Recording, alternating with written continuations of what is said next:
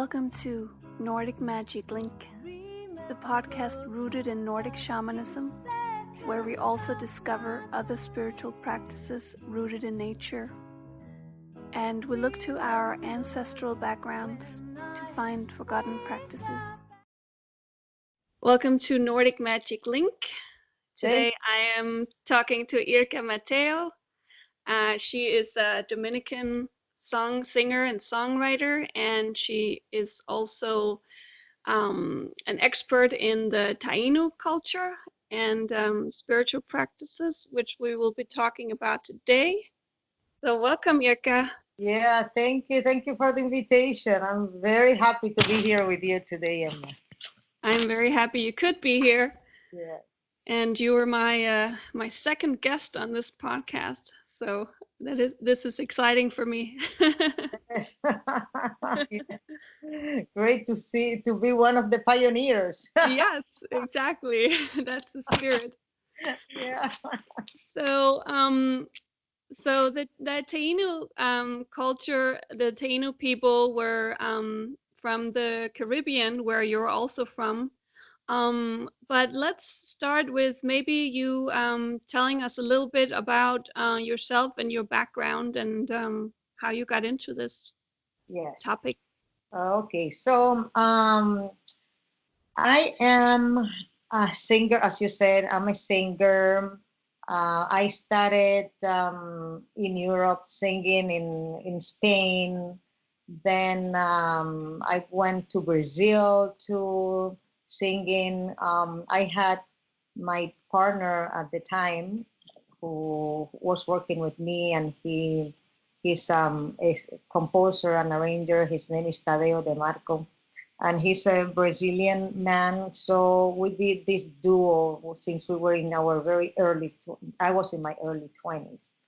So this is the way that I started professionally. Before, I have been always singing, and I had this group in France with some friends, and we will sing in the streets, like bass and guitar, double bass and guitar, and we will be singing there with the gypsy people that were passing by, and we had a very close relationship with them. Because in Strasbourg, where I used to live, there was like this big parking lot where all the Roma people could stay there while they were traveling. And so these were like my beginnings were those, and then like more formal when I started the duo with Tadeo, that became like a big band. I mean, it's not a big band as jazz, but I mean a more big formation of groups that we added keyboards and guitars and bass and drums and percussion. So it became like a big group. And with this group, we were doing original music. At the beginning, I was just doing like Brazilian music and doing covers of Brazilian music. And then we started doing this fusion of Brazilian Caribbean music. And that went on for 14 years. Yeah. Wow. Yeah, we did a lot of touring, and we lived in my country, in the Dominican Republic, other than Brazil, and also in Montreal, in Canada. Wow, what an adventure.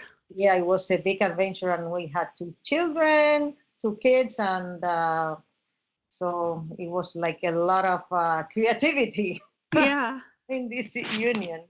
Wow. Yeah, it was beautiful. We recorded one album with a record company there in Montreal, but we also have like multiple singles, like for 3 albums that we were releasing all the time. So it was good, and it was very much fun. We had a group in Brazil, one in the Dominican Republic, another one in Canada, and we will be traveling around. So that was my beginnings as a singer. And were you all the time mixing with the traditional music of the Caribbean?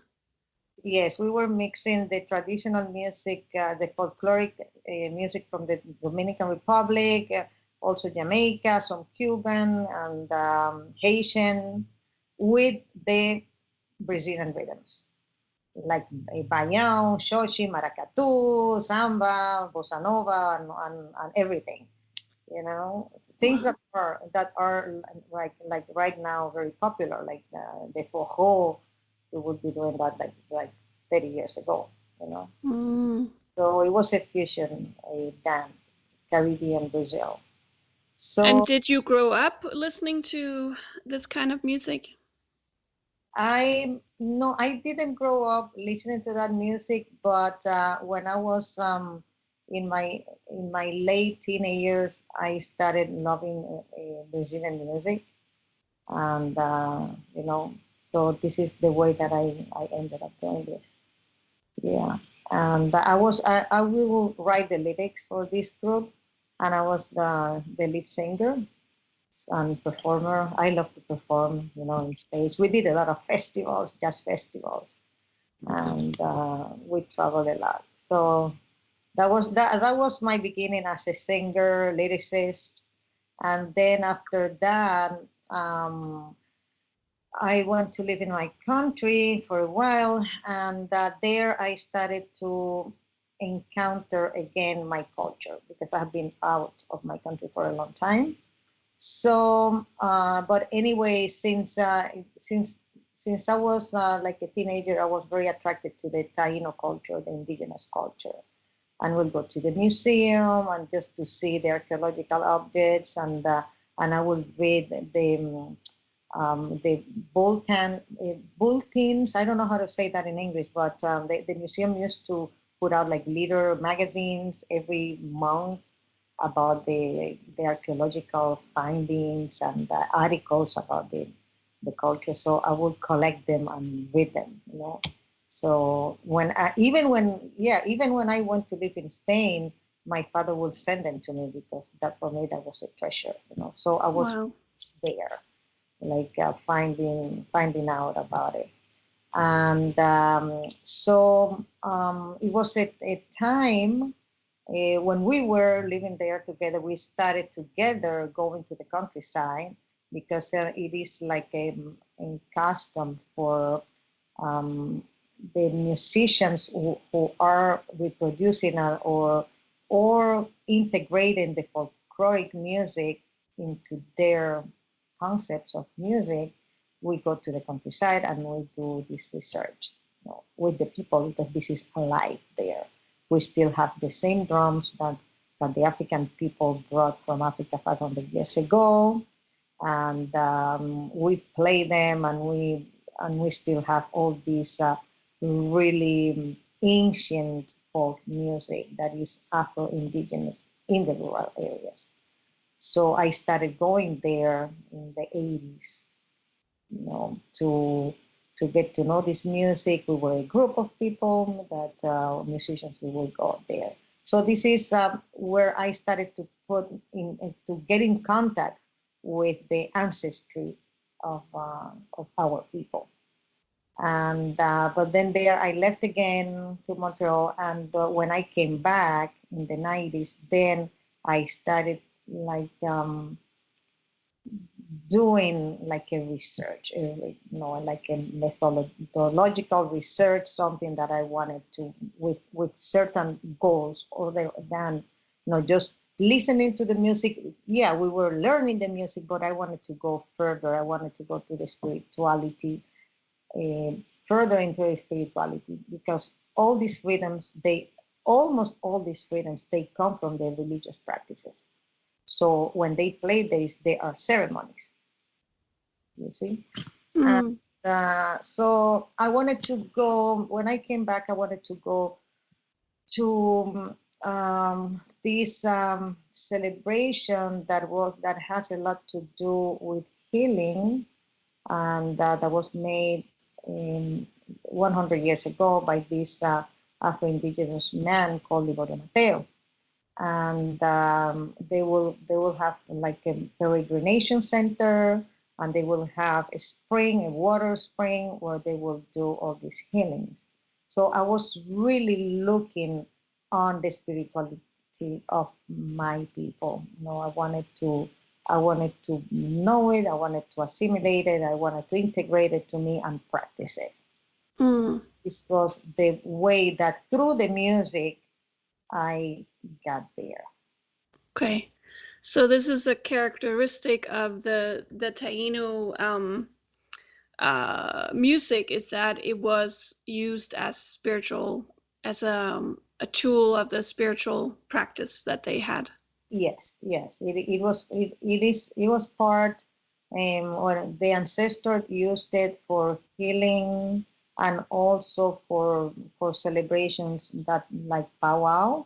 Powwows, we have our powwows are called areitos, but they were also sacred. They will celebrate birth and death and other major life events, and but they were very artistic too. At the same time as sacred, they will do poetry, they will do songs, the dances, and they will transmit like the griot. They will transmit the history of the people of their people through the singing and through the songs. And they were also used for healing with the shaman, which is called a bautillo, will use a shaker, a maraca, and they will heal with this, with chanting and doing the healing like this.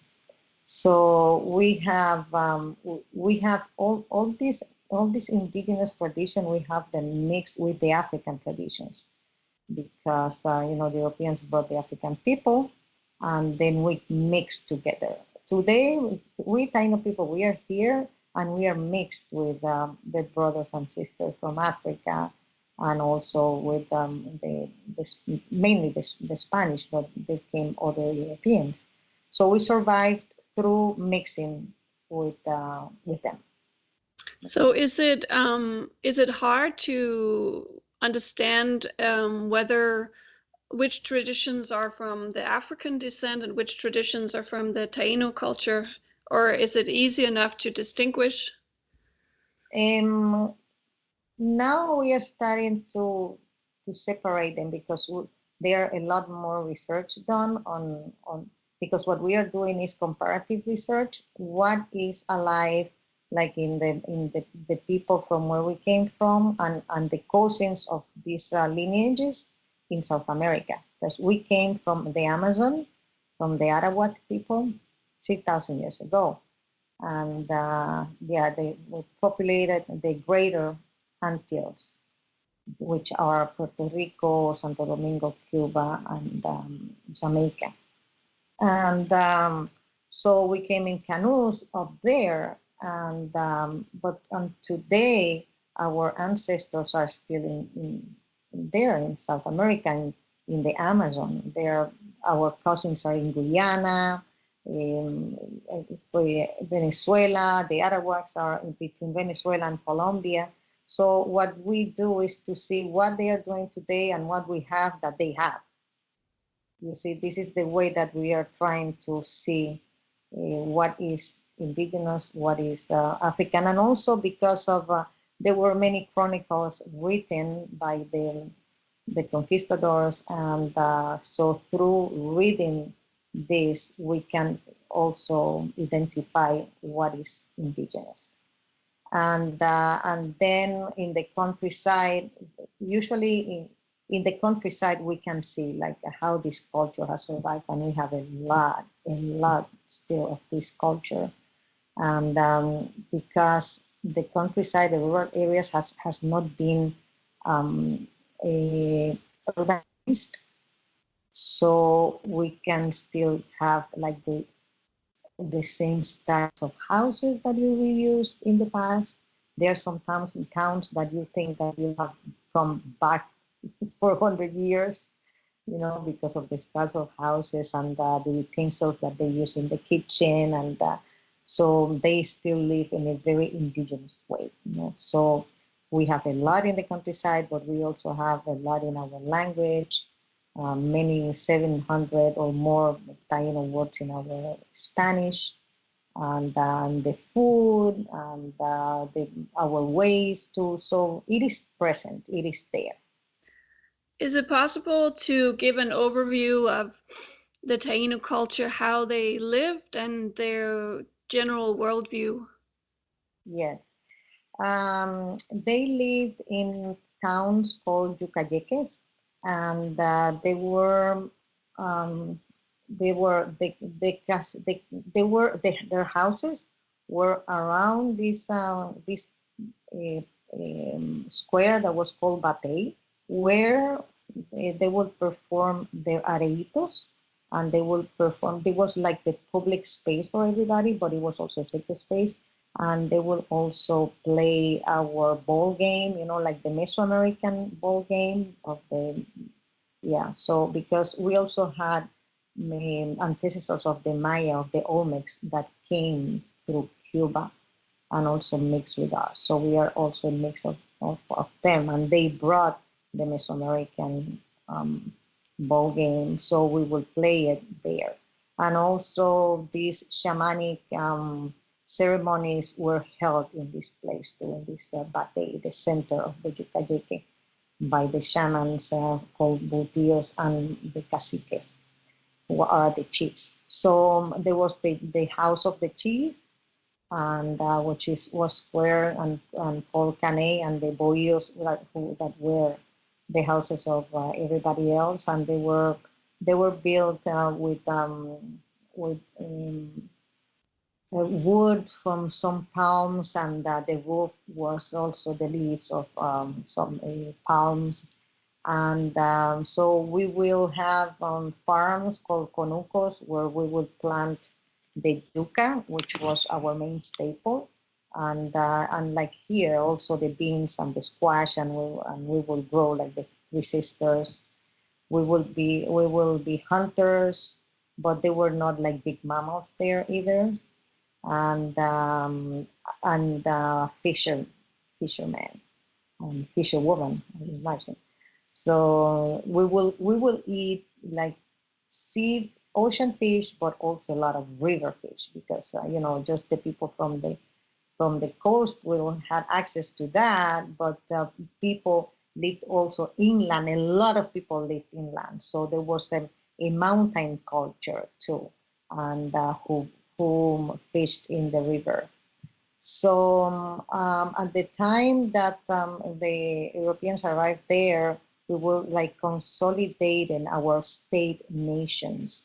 We were divided like in provinces, like in different states, let's say, and so we have like 5 different states, and we were like really in the point of consolidating this, like being like a city states, So each of these places had a chief or a woman or a man, and so we were that developed that we had women who were the chief of the states, that we call cacicascos.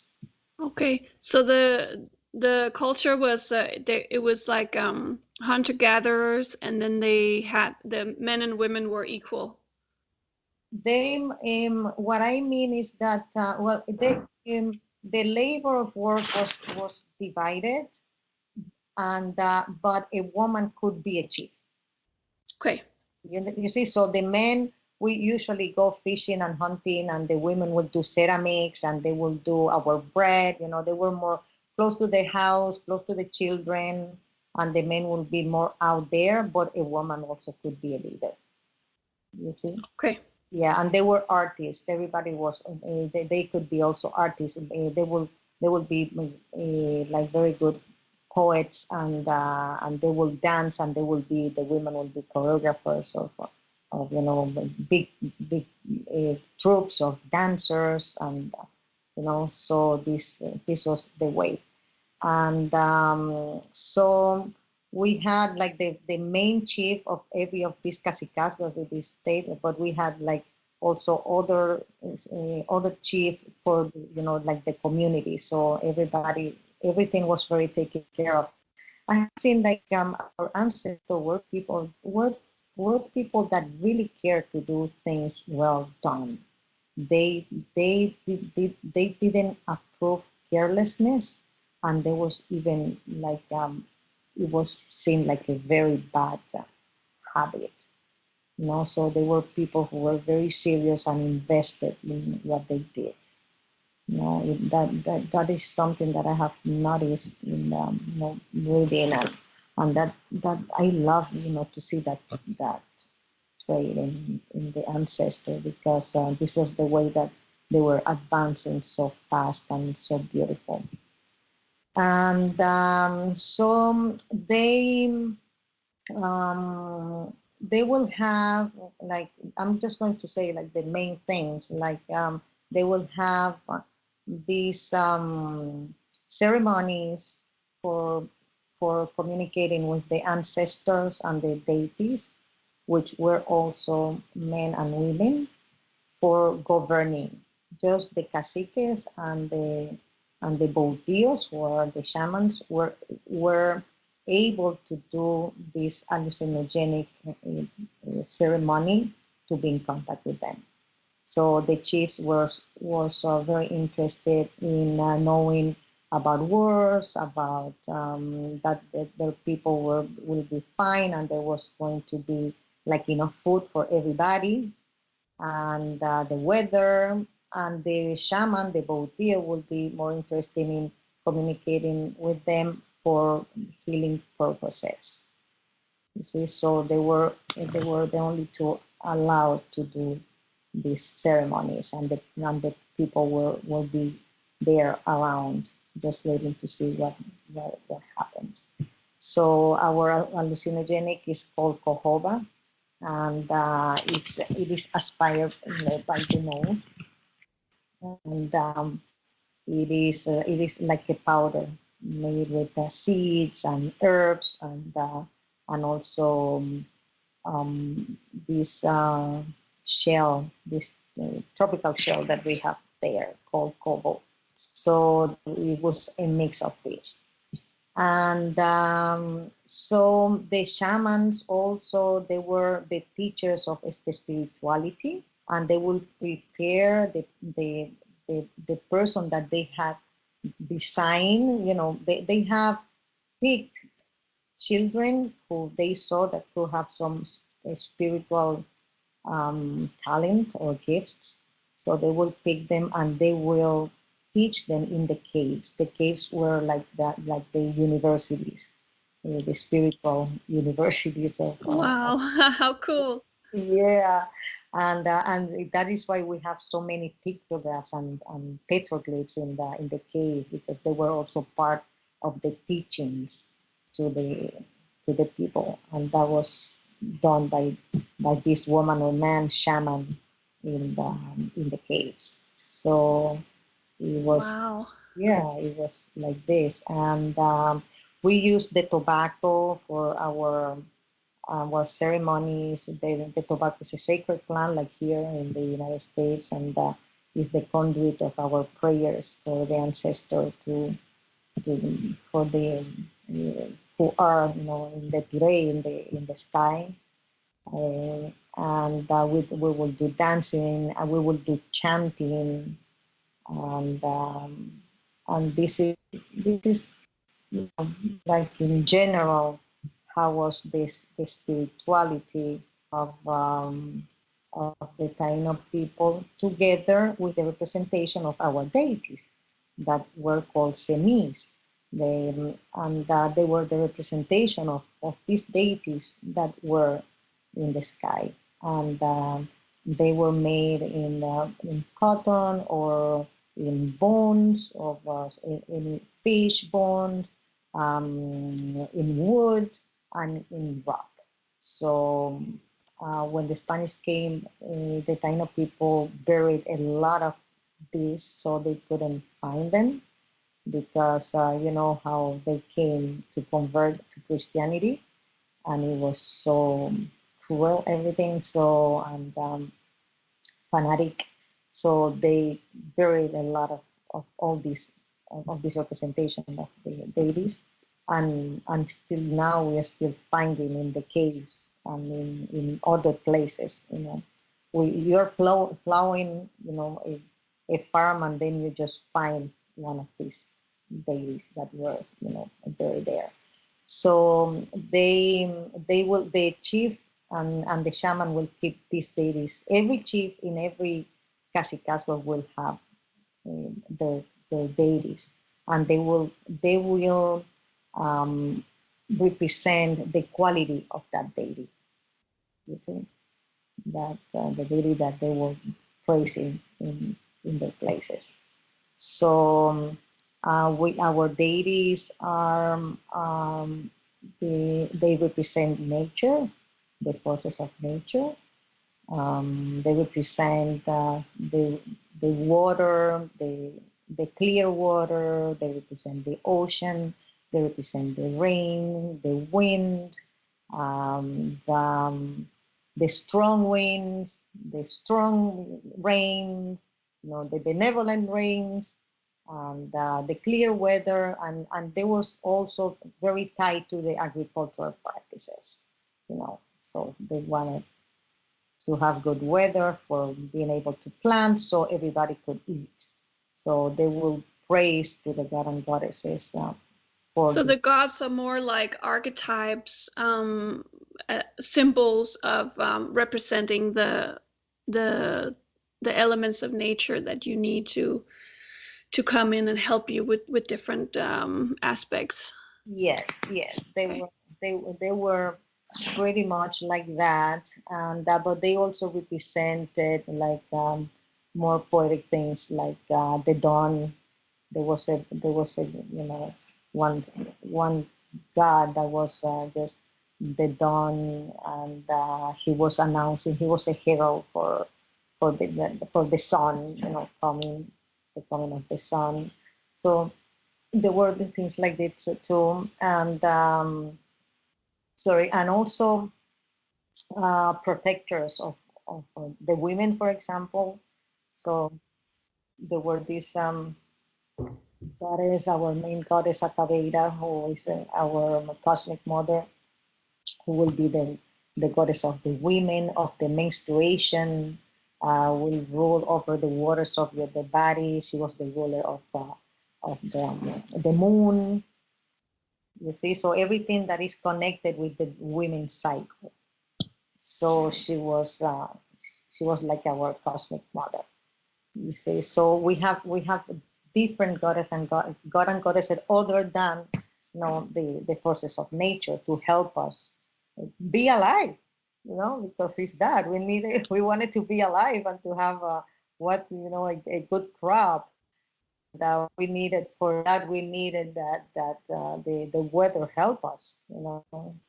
So yeah, we have also the thunder god. So every element had somebody who was the protector.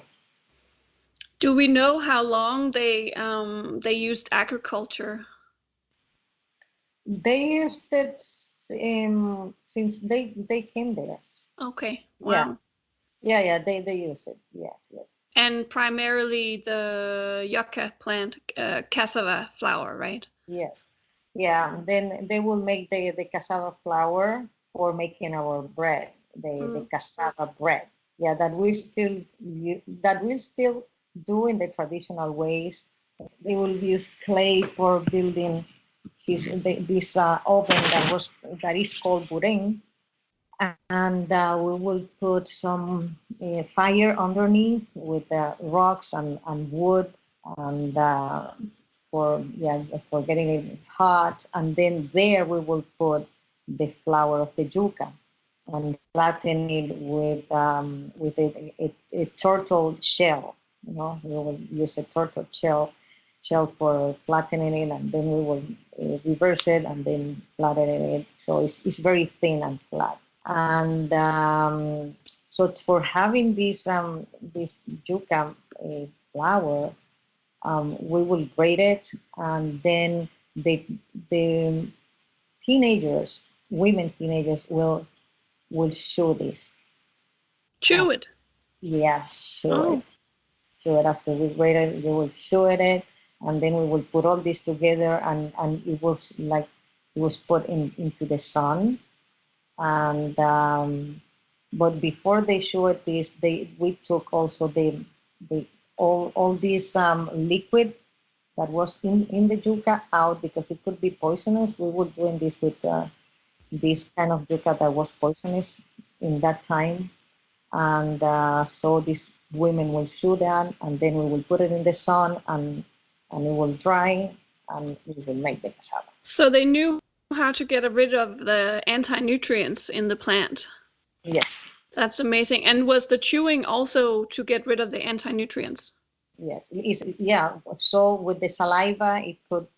Yeah, break it down. Yeah, break it down. And it had to be the teenagers doing it? I wonder if that's because they were more healthy, they could handle it? And we were women. Okay. Women. Wow. Yes. Interesting. Yeah, very interesting. Yeah. Yeah. And cassava flour has had a bit of a revival because it's, with all this paleo diets, lifestyle, or people who are avoiding gluten, then they go to and use cassava flour. So that's it's interesting. Yeah, and you know that when this cassava bread Mhm. lasts years, it doesn't go bad.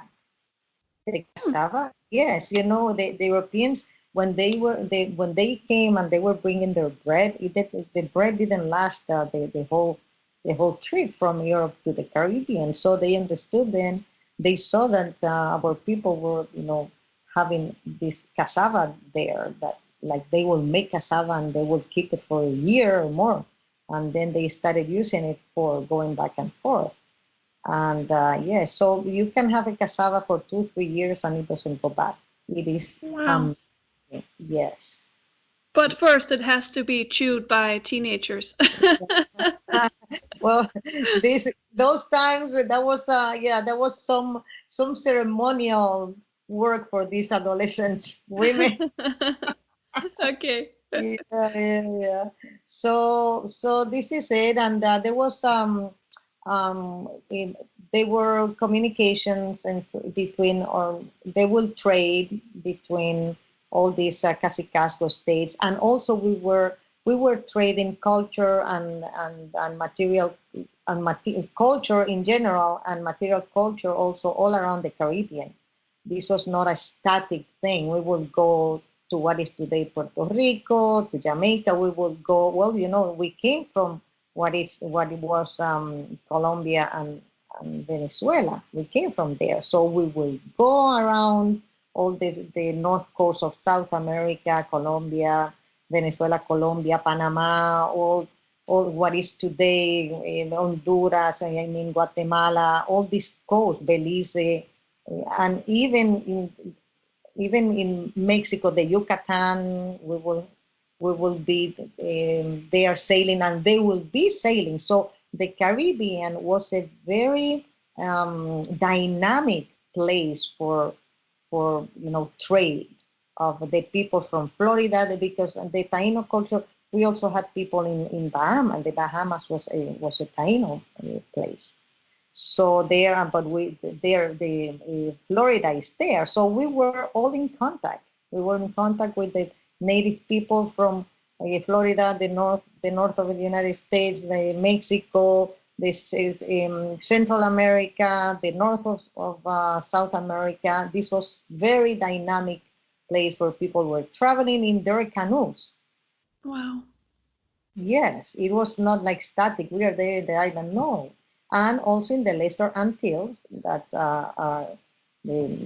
were populated by the Caribs. So generally, they were getting along. The different tribes were just trading. They didn't fight, or do we know that? Or Yeah, there were problems and there were wars and fights and things, okay, but as a normal human beings, I mean, yeah.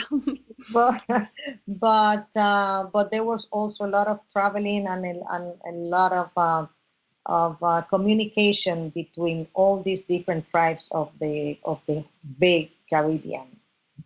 And they were able to understand each other. Did they have different languages, or? Yeah, they had different languages. They were like in the which is today Dominican Republic and Haiti. There were 5 different languages, but there was always one who was predominant that everybody spoke. You see, and but people they will communicate. They will communicate Um, Sometimes with signals, or sometimes they had some of these languages were cousins, so they could also understand each other. Yes. Okay. And what was their overall view of the world? What did they believe the world was, and what happened when you died? Do we know any of these things? Yes. Um, they thought that the world that we were living in the surface of this turtle shell. This was our world. Amazing. Yes, yeah. Who gave who gave her shell for the Taíno people to be born. No, Wow. yes. So and they believe that this was like a they understood that there was like this universe, and they were very good astronomers. So they knew, as they were also people from the sea, they knew the sky, you see. And so they had a lot of respect of also for the sky, and our uh, sisters and brothers and our relatives from the sky, the stars, and the moon and the sun. They were their father and the mother. And so they believe that they will worship them, for giving, life for them and for taking care of them, while they were here. And they believe that they also knew that the earth was alive, and that they also knew that this island was alive. They thought that the sun and the moon will come out of a cave and to illuminate the island, and it will go to the other side of the it will come in the east of the island, which is today Dominican Republic, and will go over. And when it got to Haiti, it will go to the subterranean cave. And so this was the way that, with this distance of time, this was the way that we kept our sky illuminated, you see. And they thought that when the people died, they went to the west, in the same to the same place where the sun will also die every day. So, and this place was called Soraya. This is where the spirits went to rest. And there was this god that was called, or is called, Mauquetari Guayaba. And his messenger was the bat, and also the owl. And they will eat guava, because the guavas are close to the caves. So when the bats come out, they have plenty of guava to eat. So the guava was associated with the food for the dead, and for all the spirits that were there. And And were the spirits just there in this other in this other realm yes, in this other realm, but they will also come back to the to the living to the to, life of the living, to be reborn or to visit to visit, as a to spirit? as spirits. So they will come back at night, because also the bats, they come back at night. So they have this relation, So they will come back at night, and the people, if the people, the chiefs, they didn't want the people just to be wandering at night, because they were going to find a lot of spirits out there, and that they were called opias.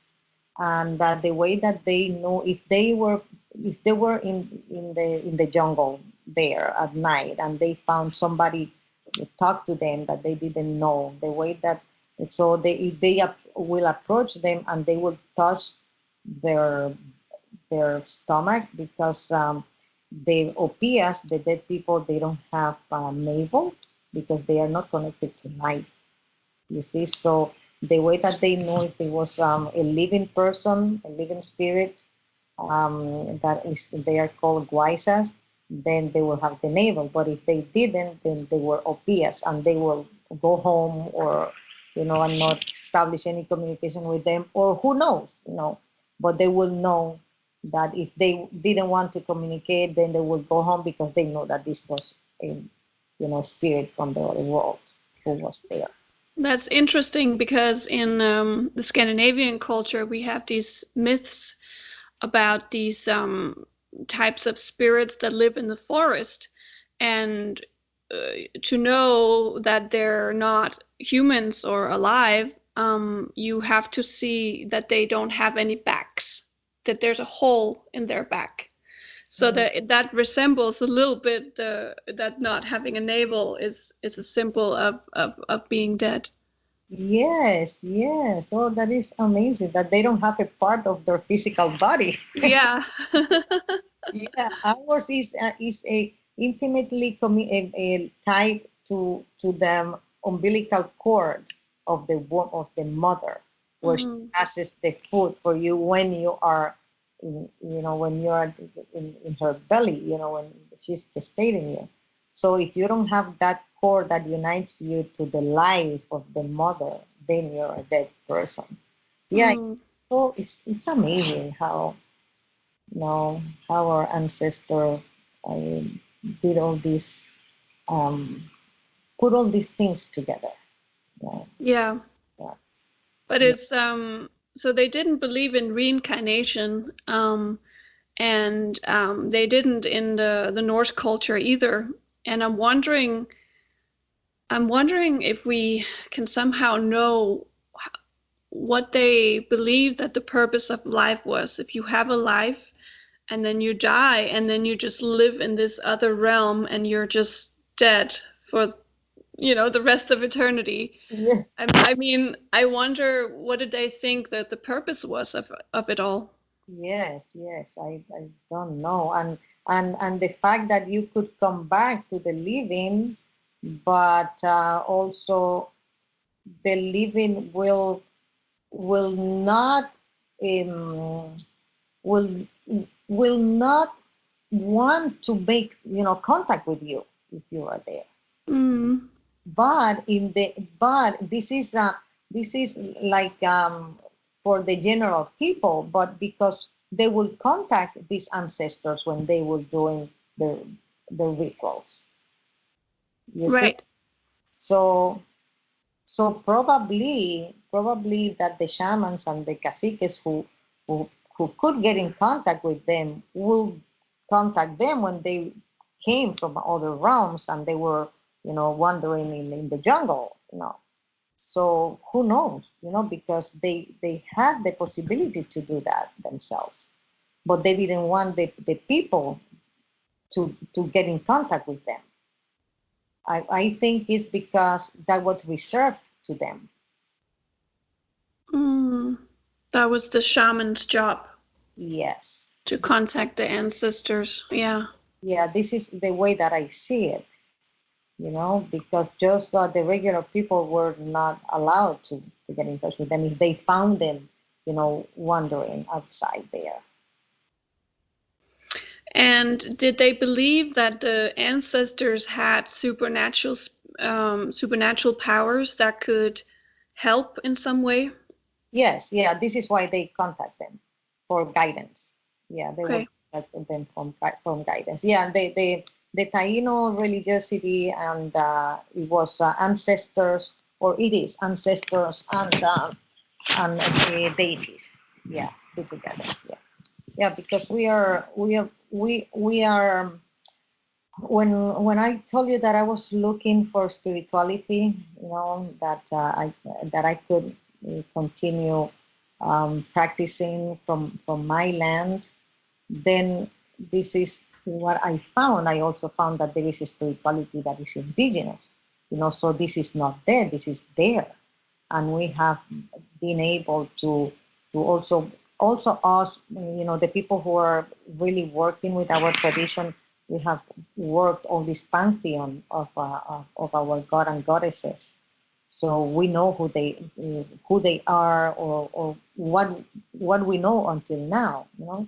who they are, and we worship them, and we do rituals, and and we do shamanism, and we are reconstructing all this. But there in the countryside, there is still this spirituality that is just for the indigenous ancestors and the people. And this is because in our spirituality, it is like a syncretism of Catholicism and African and indigenous. So the African and the Catholic, they are together in the altar, but the indigenous is in a the representation of the indigenous spirituality is on the floor on this gourd that is full of water and has flowers and has perfumes and has fruits and is surrounded by all these images of indigenous people. You know, the African, they are more the representations are more like Catholic images of saints, and saints are virgins, but our representations are these indigenous pictures, even Native American, So they just get the Indio Bravo from Venezuela. So they have these images of indigenous people, and Acaona, a chief, this chief that we had, that was a woman, and her husband Caunabo, because when the chiefs, they have done good to their communities, they became these ancestors that they worship. You see, so they were all there, and together with the stones that represents the zemís that I was talking to you about the god of the rain, the god of that protects the yucca of the ocean. So we find all these stones, all these images in water, because it's called the clear water.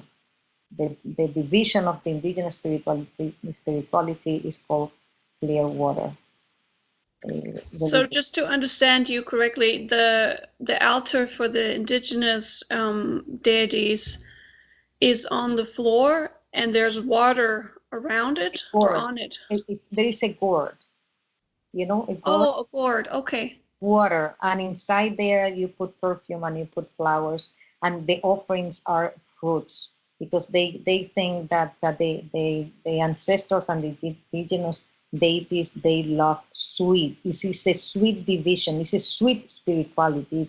They are very good people, you see. So, and they say that they don't eat salt, that the indigenous people don't eat salt. So everything that they give like offerings are even sweets and cookies, and they give colored soda with colors, and yes, bonbons, all the things, everything that is sweet. And also they put peanuts, they put cassava, they put peanuts, cassava, yes, and all these fruits, and perfume and flowers. Do they put this in the water? No, around the world. Around it, okay. It's that offering. It's like the center is the water with the flowers and the perfume. Then you have all the images of the indigenous people, and in front of that, then you put another gourd with all these offerings. One with fruits, and another one with the cassava, with the peanuts, and also I don't remember. I don't know this name in English, but then all these sweets. That, So someone who is practicing this old spiritual practice of the Taíno culture, what would they ask for if they left offerings on the altar today?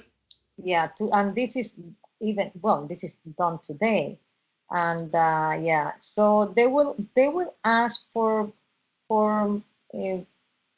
illness, for healing. Yeah, okay. For healing and better and outcomes, good outcomes in in their lives, in things that are important to them. Okay. Yes, yeah, and this is done a lot. It is like you are walking in the countryside in a river, and then you just find one of these offerings, always in front of the water, because this is clear water. Is sweet. We call it agua dulce. We call it sweet water. So, and we believe that our ancestors still even live under the water. Under the water. This is Okay. very fantastic. Yes, yeah, because there was this yeah, when the Spanish people arrived, after a while, there was one of these semis that when Opillel Guavirán, he was like a dog semi, and who was a guardian. Then he said, he saw the desolation and everything, and he said, I'm going to go under the water and until these people don't go away and our culture reflourishes, I'm going to live there. So from that from that um, then from this fact that Taupillel Guavirán went under the water, waiting for this culture to flourish, then the imagination of the people, the imaginary, just created that all these ancestors went under the water to, to wait until things has passed. It was like they were going to be hidden there in the caves under the water. In a type of underworld, do you think? Yes, it is like an underworld. Yes, Okay. yeah, and but so when people do these offerings, they do them on springs and on the rivers, in front of in the sand in front of the river. So, but they are alive under there, and they can come out of the river. They come and they actually come out of the river. I know people there. When I was doing all this, I was doing all this documentation and research on what do we have of Taíno spirituality and culture in the rural areas. I found so many people saying that they have seen the ancestors. That there was this man who said that he fell from a rock into the river and he was a child, and that this woman came out of the river and saved him, and she embraced him and she put him, on the border of the water, and she just waved, and then since then he does offering to him in the times that he fell in the river. He always go there and he plays music. He plays the drums and he sings, and he bring all these children with all these offerings of the fruits and the caramels and everything for this woman who saved his life, who lives there in that river. Wow, that's beautiful. Yes. Oh yes, and they, like that, there are so many stories in the rural areas. They see the ancestor. Oh yeah, they were here and they were doing this. They were cooking and they were so. They believe that these entities who are in this underworld under the water, they are alive and they come and they, yes, they come. So that must mean that they don't fear death, that they actually, because they can see their ancestors are alive in some way and have supernatural powers and can come into the world of the living and help. Yeah. So yeah, they must believe that they are fine even in death. Yes, yes, and yes, they are, and they worship them for their help. You see, and also they say that they hear when they say that they do parties there, they do ceremonies there, and they hear their drums. I found once this very old man in a very remote area who said, "Oh yes, every Saturday they do ceremonies under the water in the river, and you can see, you can come, and you will see, you will hear the drums playing there on this river. There's all this, yes." Wow, that's amazing. Yes, and they love them. They love their ancestors in the countryside, and when they find pieces of semis or pieces of the clay of some yeah, some of their plates or anything, they will bring them and they put them in the altars, and they still there is still the um, the worshipping of the semis there. They know, they still know that these stones are special, and so they know that they have healing powers. So you in this countryside, what I am telling you, like remote places, you can go. I went to a house where there was big stone, like a stone like 2 meters long, and probably half a meter eh, wide, on the center of the backyard. And this was the backyard was just that. It was like this big stone was on a pedestal of stone, and there was just it was like sandy. So they have some plants, but this was the place where they will worship this semi, and they will give them water every morning. They will pour water. They will pour coffee, and they will put candles on this. Wow. And this represents their god, and this you can see in many places in the rural areas in the south of the country. So and also they are healers, because people who have like back problems, or they have kidney problems, or the women when they are having any difficulties with pregnancy. I know in this place where they set them on this big stone, this is another place for being healed. So they do a ceremony of this person there. They do some healing work sitting on these stones. You see, so the the worshipping of our semis are still alive.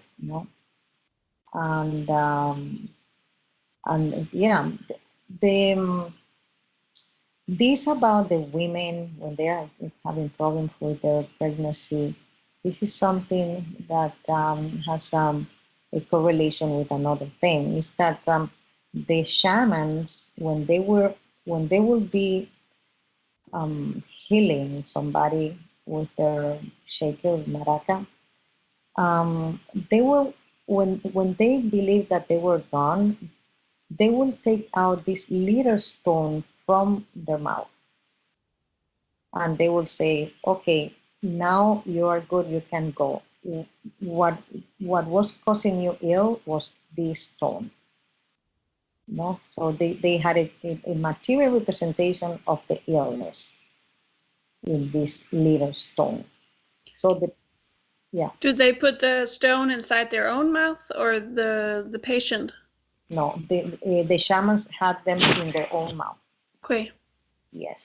So at the end of the healing, he will take it out, or she will take it out, Okay. and show them, give them what was causing them ill.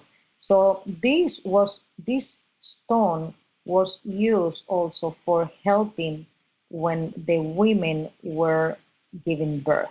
They will pass this stone, the same stone that was causing illness and that could cause death to the patient, was passed on the women of the family when they were giving birth, because this will help for the child to be born. You see, so something that was causing ill and death will also help for giving life. So while one woman was in labor, the other women would pass the stone around to No, help. no, on the body of the Ah, okay. labor. It was, yeah, it will pass it over her stomach, over her Okay. belly. You see, to help the child to be born. You know. Yeah. So this stone that was causing death to somebody in that family will help with the life of another human being. So Wow.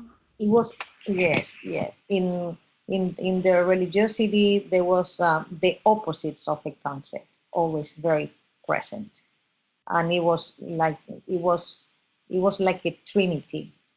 It was like a trinity. There was a concept, and there was a feminine or a masculine representation of this concept, or there was a benevolent or a maleficent representation of this same concept. So this is the same. There was the concept of the human the human life, or you are dead or you are alive. So it was like the concept of the human experience. You said it, and life and death. So this was represented in this stone.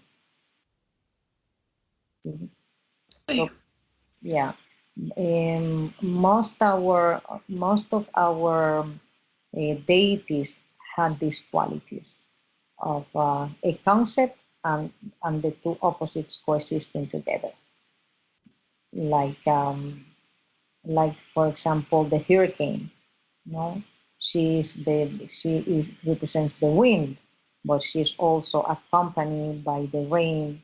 For a herald, her name is Guabansex, which is the wind, and she's accompanied by the rain and the thunder, which is Guatauba, and she that comes first, then she comes, and then the other one, Quatriski, is the one that gathers all this rain that Guatauba brought and just throw it from the mountain, so everything can disappear from earth, and new things and good things can grow new.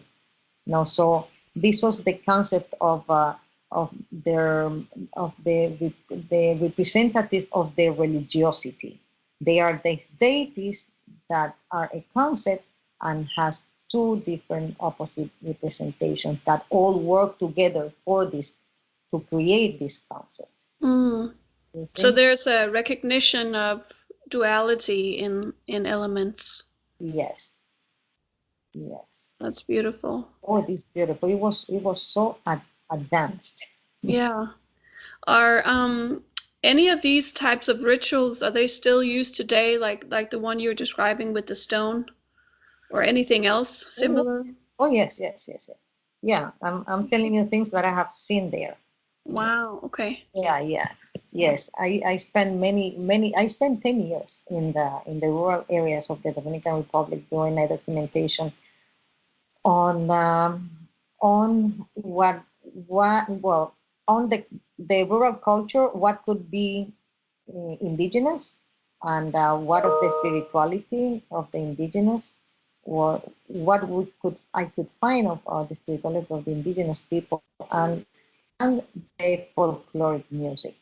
I did an archive of Dominican folk music that I documented during these 10 years, and that is a mix of Afro and indigenous music. And so going to these religious ceremonies and recording this music, I was in contact with the spirituality because this music is played in these ceremonies. You see, so then there you have the dance, you have the food, you have the way that people dresses, you have the prayers, you have the trance, you have everything, and then the style of life, because I will be there, I will stay there for a week. I will not just go for 1 day or 15 days.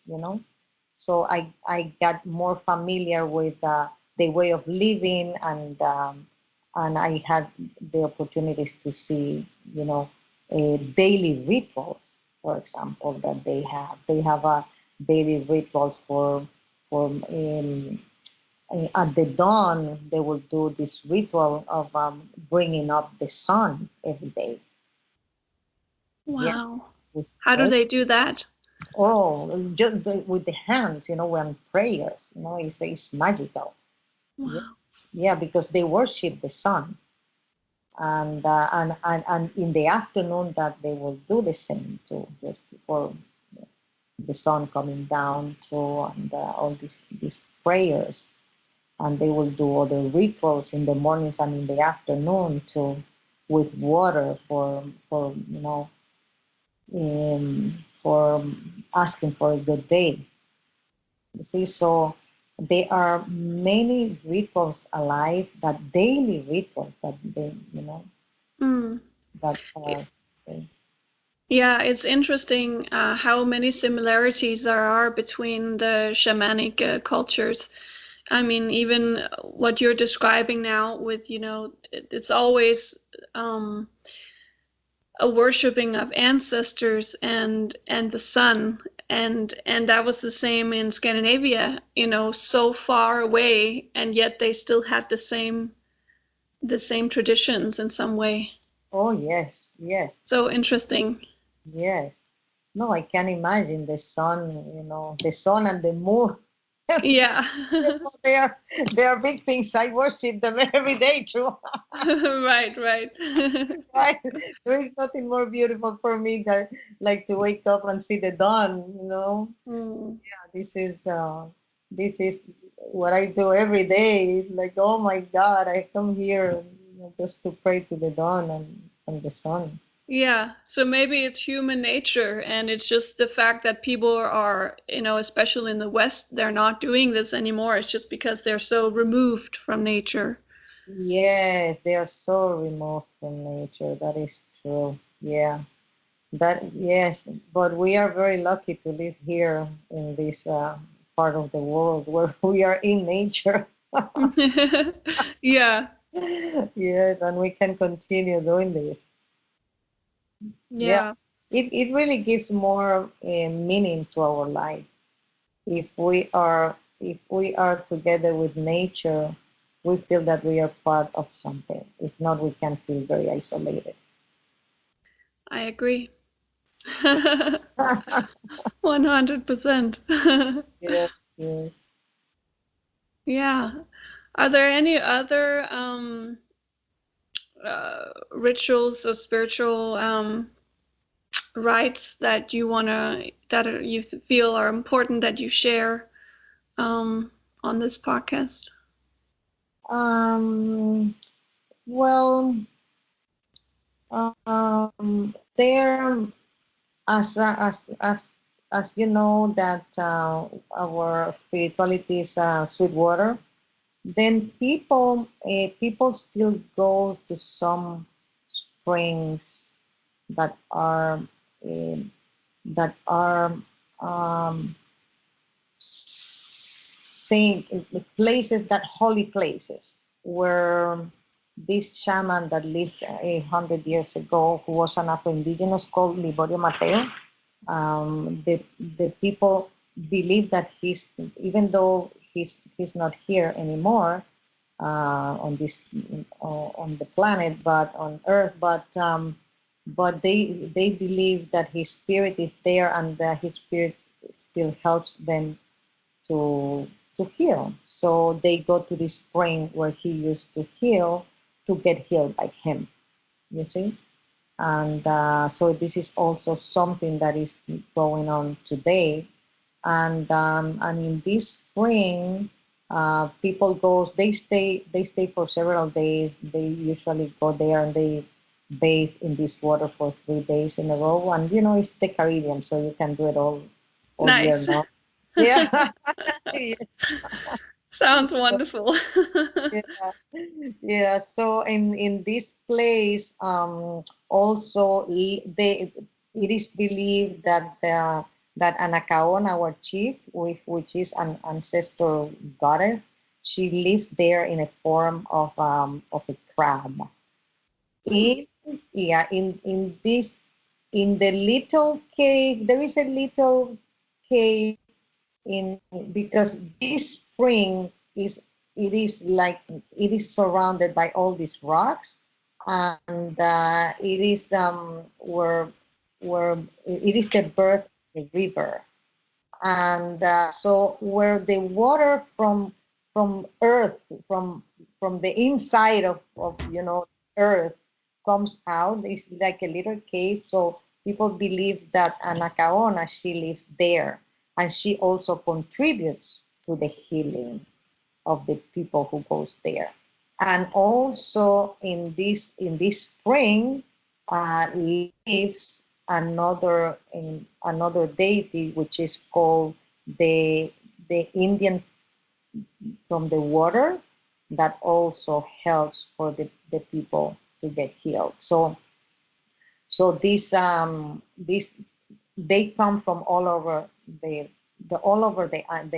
country, and they go first to this altar where these people um, do like a kind of baptism, no, and it is to give them the permission to go there to be healed. So and when they are given this permission, they say that it's in the name of Anacaona and Kaunabo, who are the indigenous ancestors, and God first, and them too, and mixed with other Catholic, with God, and this Holy Spirit. The Holy Spirit, this Anacaona Kaunabo, and Liborio Mateo, which is the healer. Yes, please. So this is a very important Afro-Indigenous healing peregrination center in the Dominican Republic. So after they get the permission to go there, then they go and they have this bath in this place. And there is another cave there where they bring their offerings before taking their bath. They go, they give the offerings to them, and then they go and they have the bath where the spirit of Liborio Mateo is present, and Anacaona as a crab in this little cave, and the other the Indio from the water that is also helping for the healing of all these people. Then there are groups of, then there is also music of the people who takes care of this place, and they play this healing music that that Liborio Mateo also used to to heal dancing. So he will dance with the people and to this music, and this will be a healing. So they have all these elements going on in this place that is called La Agüita de Liborio, which is the little water of Liborio. Yes. Beautiful. Yeah. So this is something that is going on now to today. Are there still many shamans left? Yes. Yeah, there are people. It is mostly yes, healing and divination. Yes, it depends. There are some people who just do divination, and there are some people who prepares, um, who do these roots medicines. They prepare with yeah, because we still have intact our plant medicine, and the people from the countryside, they know how to prepare it and how to prepare it for many different illnesses. So some of these shamans, what they do in the consultation is for healing with these preparations of roots and leaves. These and this concoction that they do with roots. In a bottle, they put all these different roots, and then they cure it and they give this to the patients. So is that we find there, and the divinations can be with shells. They throw the shells for the yeah the clients, and yes, they also when they do the ceremonies and they are in trance, they get in trance when they do like these ceremonies where there is music, and they do the ceremonies to celebrate one of these divinities, right? So in this celebration, so we put all the offerings. People bring offerings, and people praise and and dance, pray and dance. These are the ceremony with the drums. You see, and in a moment of these celebrations that are usually from 9 in the morning to 6 in the afternoon, they prepare a big feast and they feed everybody. And in a moment, the person who is officiating the ceremony, who is a shaman, they will be in trance, and then people will align to get to him or to her to see what they have to tell them about what is going on and how they can solve their problem. So this is something that you can see every day in the Dominican Republic. Wow. Yes. Yeah, they do. I mean, the people. I mean, the people have the altars, and they can they have the clients who come every day. For the divination, for example, and also for healing with this concoction of roots. Then, depending on who is their divinity, they do these annual feasts that I was telling you about. And there are hundreds of people who come and they feed everybody. They, Wow. they do this communal, this communal food. And when they have these rituals, does everybody dance? Everybody dance. The music that is played there is our folkloric music, and this music is a mix of African and indigenous. It depends. It depends. Sometimes it's just African. Just sometimes it's very indigenous. Other times it's but it's almost always the indigenous is mixed with the African. So we have these drums, these African drums that can have different shapes and sizes. They are big that you tie to your waist, and you play three of them. They are small ones that you hold with your thighs, and so it depends.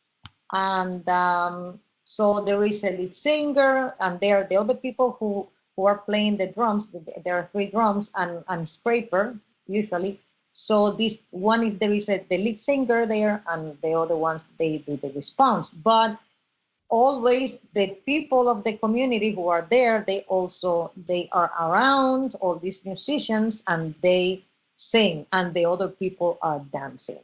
You see, so there is like a big choir that comes around all these musicians while the other people dances. You see, so it's like that, and they come. Children is a family thing. It's a family thing. So you can see children like the 4 years old dancing there together with you. Oh. So dancers and even musicians. I have been, because when they do like a set, and they do like a prayer set, and they come back and they do this the whole day long. So when the elders they go to pray and they leave the drums, all these little children they come and Oh, how cute. they play, but they know how to play. So That's amazing. they learn because they live with this tradition there. Yeah. You see these groups of children, 5, 6, 7, 8 years old. They take these drums. Oh my God! And they start singing that professional musicians. and, then, and then the elders, they just go, hey, everybody, goes away, goes away. So they do, they do it like something, okay, just now that they are not singing, this is our turn. So they start, but they sing so loud and so easy that everybody just goes to see them. And then the elders, they say, okay, children, that's it. It's our turn now. Oh, that's so Yeah. wonderful. Yeah, so the culture continues there in the country. Oh, Yeah. I wanna try, I wanna experience it. Yes.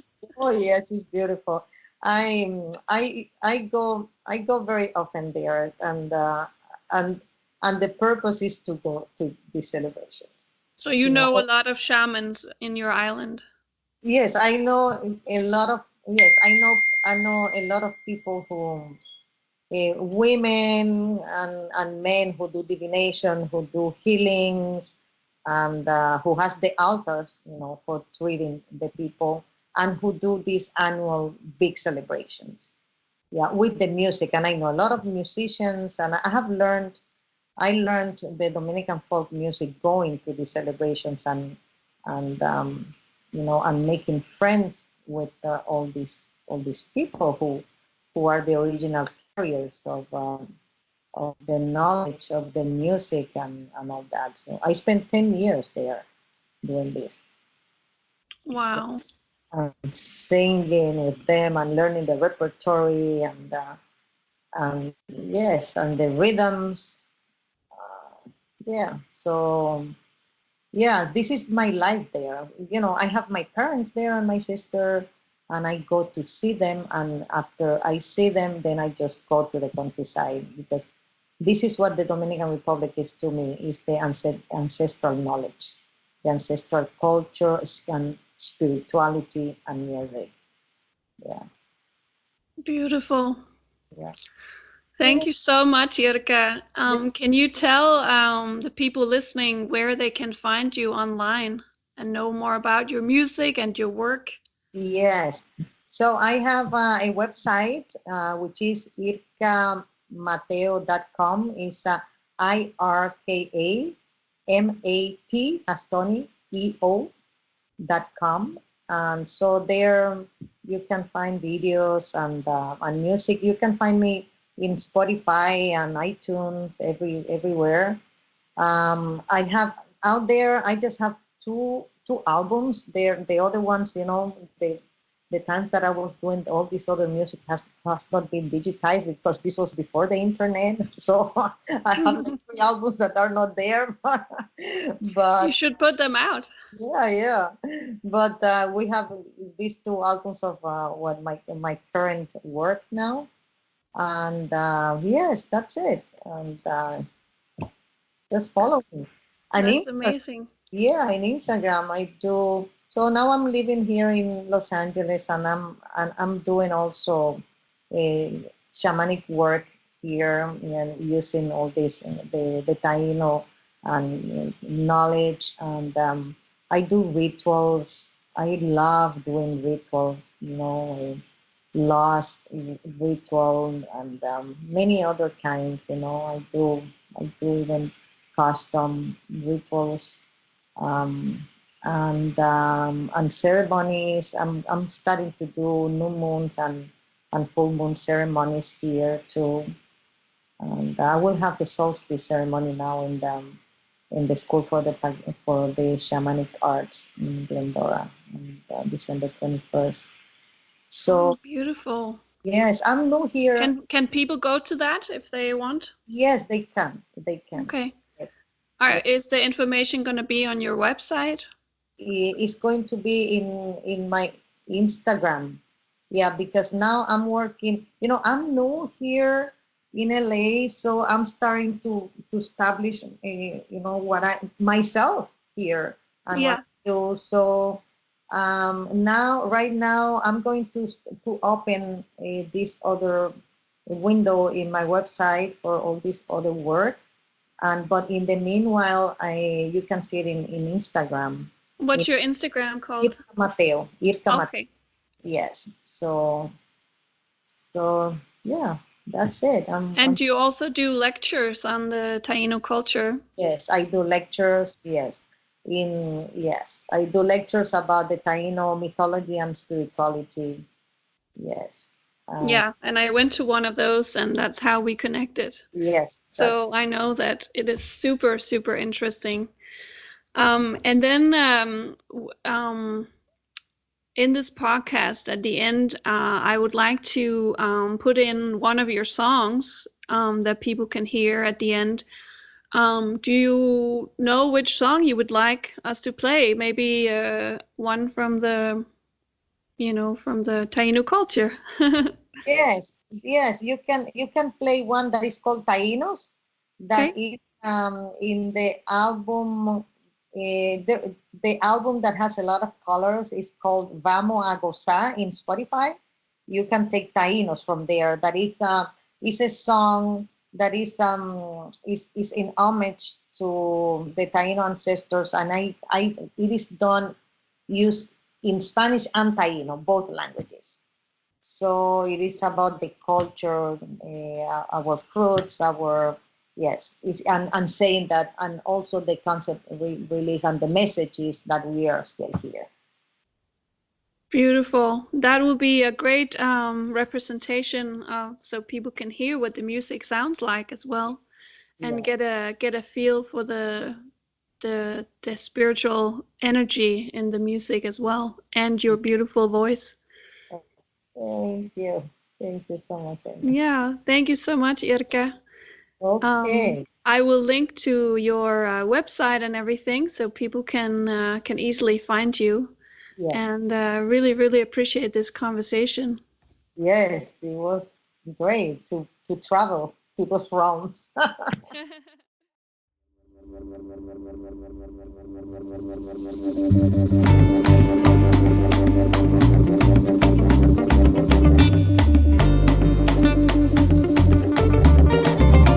Guayaba, bijaka y moni, seba, caoba, tope, maluco y cuesamana, yucayo, tía, mapuey. Guayaba, bijaka y moni, seba, caoba, tope, maluco y cuesamana, yucayo, tía, mapuey.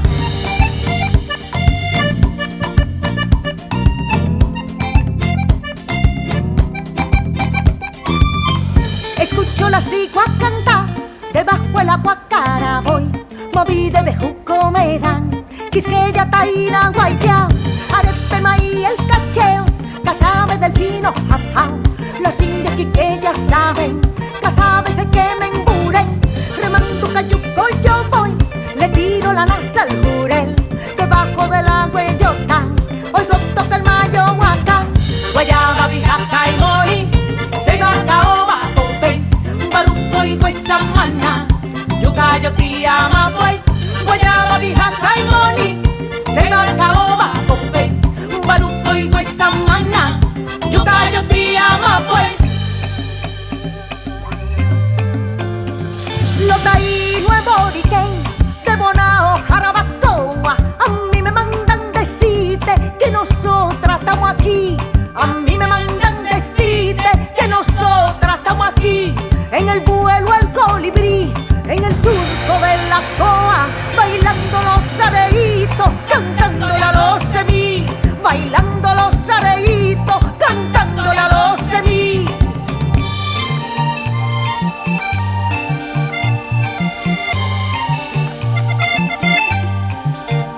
Lo taíno es boriquén, de Bonao, Jarabacoa,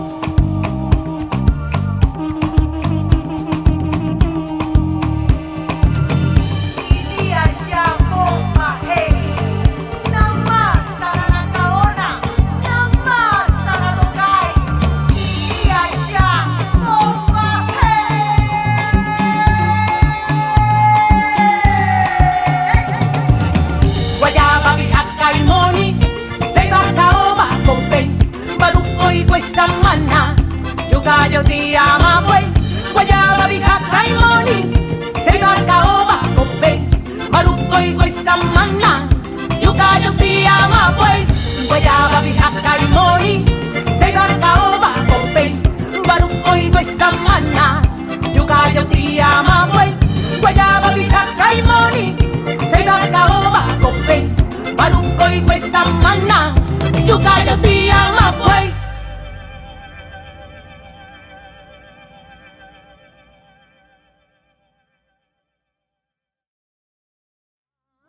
What if you could enter a parallel world to receive accurate guidance on the life situations you're facing?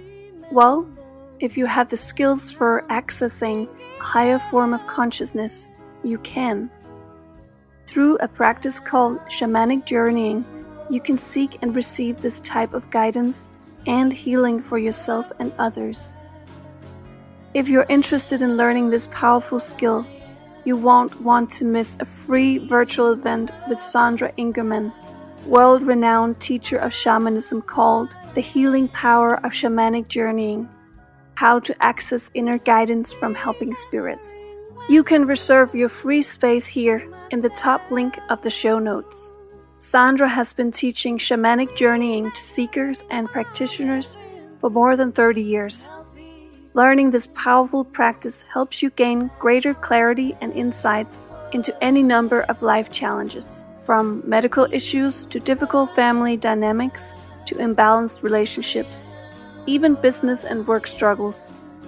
During this free event, you'll discover why shamanism is relevant to our modern culture and can improve the quality of your life emotionally, mentally, and physically. How shamans view emotional and physical illness. How to harness the power of ceremony to create healing and spark transformation. Join for this fascinating workshop with one of the most renowned master teachers of shamanism. The workshop is free, but you must register, so use the link in the show notes. If you'd like to support this podcast, consider becoming a Patreon on patreon.com/NordicMagicLink. You can donate as little as $3 a month. Patreon is a brilliant tool for independent artists of all kinds. Patreon supports artists and content creators like myself and gives us a way to connect more personally with our followers. It removes the fear of how much am I going to make this month, and allows artists like myself to take more chances with our art and content. Everyone who pledges will be rewarded with exclusive access to different levels of Nordic music magic. All the music you heard on this podcast was my own music, and you can go to emmacairo.com, and that's EMMACAIRO.com. If you like this podcast, please consider giving it a review or thumbs up. It really makes a difference on iTunes or any of the other platforms. And I hope to talk to you again soon. Thank you.